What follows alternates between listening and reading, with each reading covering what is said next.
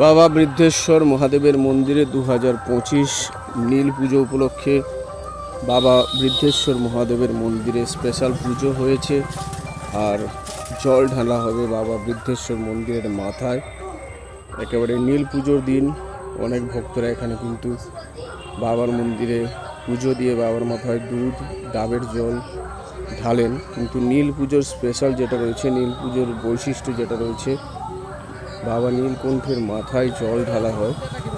বহু দূর থেকে পায়ে হেঁটে ভক্তরা বাবার জন্য জল নিয়ে আসেন এবং সেই জল বাবার মাথায় ঢালা হয়। আর এই ভিডিওটাতে বাবা বৃদ্ধেশ্বর মহাদেবের মন্দিরে নীল পুজোর দিন কীভাবে জল আনা হচ্ছে, জল ঢালা হবে, সেই সমস্ত কিছু রয়েছে। ভিডিও শেষ পর্যন্ত দেখো আর সবাই মিলে জয় বাবা বৃদ্ধেশ্বর মহাদেবের নাম নাও। জয় ভোলেনাথ শিব শম্ভু। প্রথমে জল নিয়ে এসে একটা জায়গায় রাখা হয়েছে, অর্থাৎ নীল পুজোর আগের দিন সন্ধ্যাবেলা থেকে গিয়ে জল নিয়ে এসে একটা জায়গায় রাখা হয়েছে। এটা হচ্ছে Hirapur primary school. Hirapur high স্কুলে রাখা হতো, এবার বাসন্তী পুজো শেষ হয়নি অনুষ্ঠান, তাই হীরাপুর প্রাইমারি স্কুলে রাখা হয়েছে। বহু সংখ্যায় ভক্তরা আপনারা দেখুন জল নিয়ে এসছেন বাবা বৃদ্ধেশ্বর মহাদেবের মাথায় নীল পুজোর দিন ঢালবেন বলে।